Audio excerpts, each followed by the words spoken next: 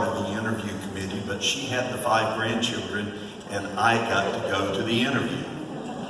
During that interview process, it didn't take me long to compare Russ to one of the best bosses that I've ever had.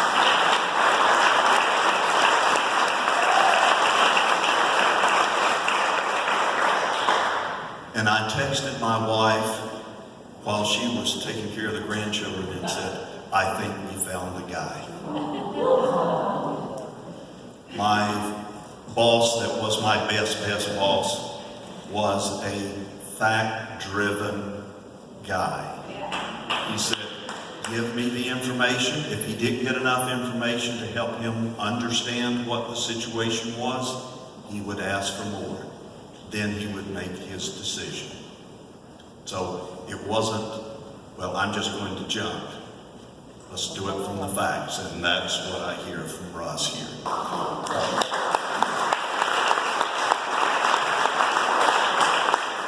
So, pardon the political speech.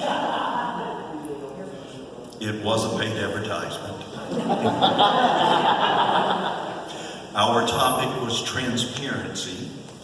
And one of the things that we have heard over and over again is somewhere along the line with a project that's being built, either there's a variance given, an agreement has been made, whether it's something as simple as which directions the light will shine, rather than into someone's house, it's going to shine on the street.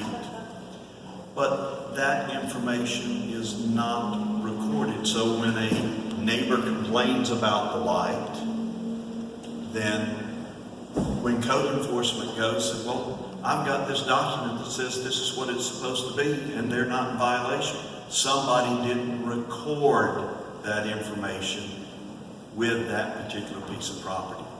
And our suggestion is we ensure that the planning and zoning and building make sure that any variances or any requirements, whatever they may be, are documented.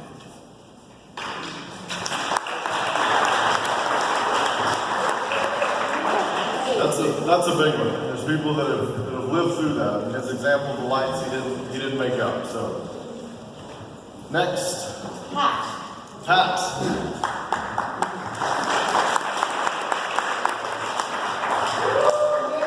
Our table was financial stability, and we came up with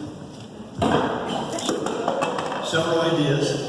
I think we all agree that New Smyrna Beach is like a gold mine as far as the ocean and water and river, but we're not getting the gold. I read Russ's answers to the questions this morning on the email sent to all the candidates, and he brought up some really good points that the bed tax, we're getting a very small part, Volusia County gets most of it. Volusia County gets all the beach revenues. Volusia County gets most of the impact fees.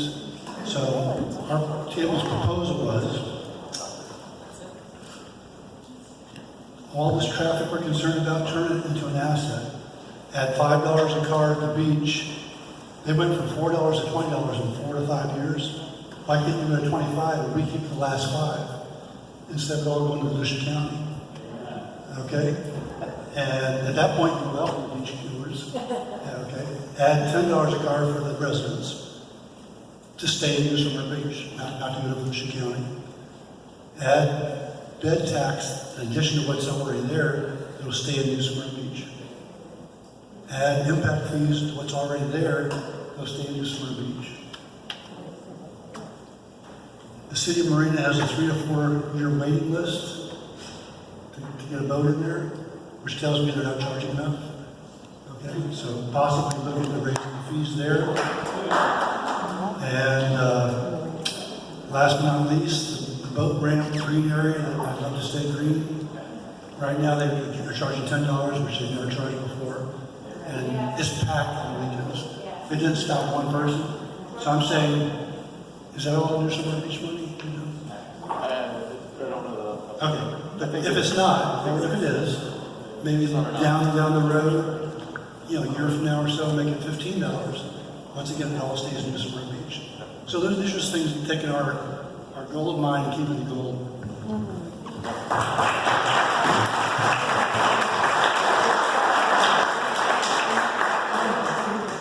those were all good. There was a common theme there, and you may have heard a lot of, we'll increase this, increase this. To me, it's supply and demand, and you touched on that. I mean, this is economics 101. If you only have so much, and you have way too much demand for it, you either have to supply more, you have to build more, which we can't build more beach, we can't build more of some things, or you have to adjust the pricing to try to tamp the demand. So, on the one thing I'd add on the financial stability, and we're almost finished here. One thing I'd add on that is, it's probably my wheelhouse more than almost any other issue. It's my background. The budget is something I can't wait to take a really deep dive in. I've read the 500-page report they put out, but I know how those reports are put together. I know there's more behind the scenes that we need to go look at. And there's budget processes that we should be pushing into the city that are best practices that are done by nonprofits and government organizations that I know about. I've implemented them at the university, and I would bring them to the city. So, last one. Very, very last one. Melinda Wilk. Melinda. Melinda? Do we have Melinda? Nope. Nope. Okay. All right. Did you? Yeah, I gave you the name. Residential development. What's the name? Nevin? Who is it? Nevin. Nevin. Nevin, come on up. Somebody else wanted to do it. All right, this will be the last one. I know we may not have gotten to every table. I'll come talk to you afterwards. This has been great for me. A lot of good things. So last one, Nevin. What? Keep it short? Yeah. I said keep it short. And everybody else is talking so long, I thought I'd do them all. Well, we had residential development, and our concerns were all over the place, from Airbnb to variances, and somebody already talked something about variances, but we said, no variances, change the law. I mean, have specific things for specific areas. The concern was a lot about not just the developers that are developing and not really leaving the 40% of property that they need to perk, but residents that are doing that. And I think many of you have driven by Faulkner and Wayne. Is it Wayne? Anyway, that big house on the corner. That's just. We also had a concern about just basic limiting of residential construction, and how can we do that? I just wanted to limit things to what our stock is, and then allow it to grow with sort of a normal growth rate. If it's like inflation, it's 3%. So if we want to grow 3% a year, then allow 3% housing growth a year, but not 100%, whatever. And then the third thing had to do with Airbnbs and how to control them. We need to have a policy. Orlando just passed a policy. It might be worth looking at their policy. I heard it on the radio. Can't say what it is exactly, but it sounded pretty good. And I don't know about you, but we've got two places on my street, which is a very short street, just between Saxon and A1A. It doesn't go very far.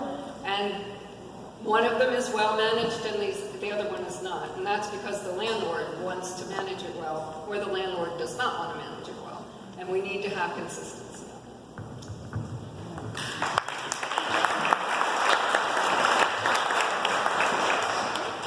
I agree. I've talked a lot. I won't go into it. I've talked a lot about standards when it comes to our residential development. I think that's the answer to almost all of the issues, is having standards. There's communities that have done that. You have a standard and you hold to it. You're not granting a variance every time you turn around. So that's this has been really, really cool. This is what I think this should look and feel like. I think there's been good ideas. You know what was interesting to me though was there was one idea that was thrown out. I think it had to do with a palm tree somewhere, but it was one thing, and it was immediate. Like, no, we should probably back away from that, right? So I think this is what a Russell and Mayor's Advisory Council kind of forum, town hall thing would kind of look and feel like. So I hope you enjoyed it. I know I certainly have. I wrap up with this. Just a couple of things. I touched on them earlier, but this isn't August 28th is not an agreement on the issues. We know the issues. We feel them. we see them, we're seeing them and feeling them a little more every day. We know the issues. August 28th isn't an agreement on the solutions. We can talk about it, but it's not an agreement on the solutions. What August 28th is an agreement on the leader, the person, the candidate, who can and will actually work to solve them, who will make lasting change. So yes, we have challenges. I like challenges, and we have some.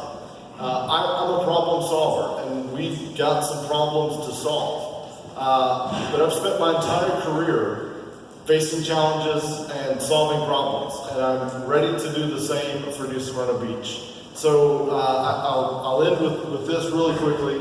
Some of you have heard this story before I turn it over to Susan.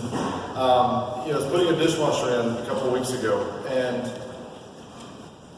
I chose to do it myself because I'm a DIY guy. I like to get my hands dirty and do it myself. So I'm pulling this dishwasher out. I disconnect the electric. I remember to do that. I pull it out. I disconnect the water supply line. I forgot to turn that off. So my kitchen is just full of water. I'm standing there. It's like I'm standing in a wetland.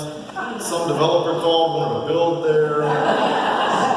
So I'm standing there, and I thought of the campaign. And what I thought of is, I'm a DIY guy. What I said earlier about it takes a village to do this. It truly, I can't become mayor or even serve as mayor. It's not a DIY thing. It's a community thing. It takes more than one person. It's not just about me.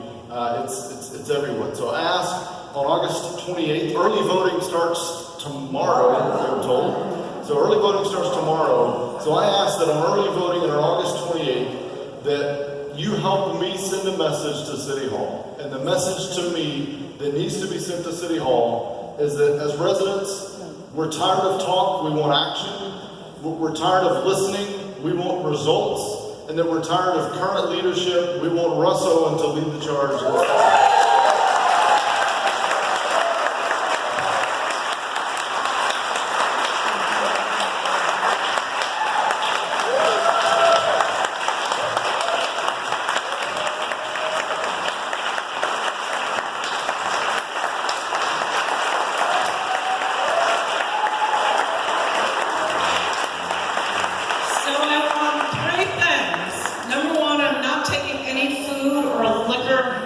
So we need to finish that up. Number two, we need financial contributions. Unlike some of the other candidates, he's taking no money from any corporation or any big development. So there's no payback at the end. And number three, we need people at the polling stations. So please see Deb and Randy in the corner over there. They're taking names and numbers. We need 3 people tomorrow. And by the way, we were at 2% growth the last 15 years. You know what it is the next 10 years? Wow. 10 to 15 to 20%. We will double our population in 7 years. So just say, what does that mean to you?